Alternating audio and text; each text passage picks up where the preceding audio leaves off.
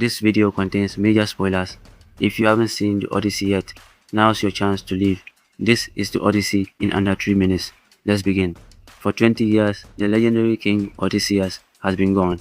10 years fighting the Trojan War, and another 10 trying to find his way home. But every step of his journey has been cursed by the gods. He battles monsters, escapes deadly traps, outsmarts giants, survives shipwrecks, and watches every one of his companions die until only he remains. Finally, Odysseus reaches his homeland, Ithaca. But home isn't waiting for him. It's falling apart. His palace has been taken over by arrogant suitors who believe the king is dead. They are eating his food, drinking his wine, and demanding that his wife Penelope marry one of them. Meanwhile, his son Telemachus has grown into a young man, forced to watch strangers steal everything his father built. Odysseus returns disguised as an old beggar. No one recognizes him, not the servants, not the suitors, not even his own wife. As he secretly walks through his palace, he is haunted by terrifying visions. Every life he took during the Trojan War, every friend he lost, every mistake he made, returns to torment him. The ghosts refuse to let him rest. Broken by guilt, Odysseus finally begs Penelope for forgiveness, but she still doesn't know who he truly is. Instead, she announces one final challenge. The next day, she will marry the man who can string Odysseus' legendary bow and fire an arrow through a row of axe heads.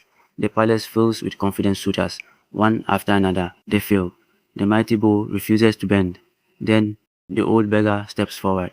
The room bursts into laughter until he effortlessly strings the bow. Silence. One arrow flies. It passes cleanly through every single axe head.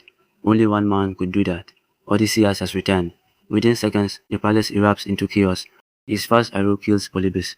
The remaining suitors panic. Antinous tries to escape. Melanthius, desperate to save him, rushes into the fight, but Telemachus casts him down. Then, father and son stand together. Odysseus confronts Antinous, the man who terrorized his family. One final arrow, one final judgment. Antinous falls. The surviving suitors surrender. At last, the kingdom is free. But victory brings Odysseus no peace.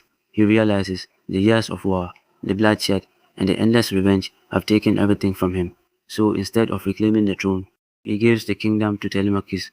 A new generation deserves a new beginning. Together, Odysseus and Penelope leave Ithaca behind, sailing west not in search of glory, but in search of peace. As their ship disappears beyond the horizon, they wonder whether history will remember the legend or simply forget the man. And that's the Odyssey in under 3 minutes. If you enjoyed this recap, don't forget to like, subscribe, and comment which movie I should explain next. I'll see you in the next one.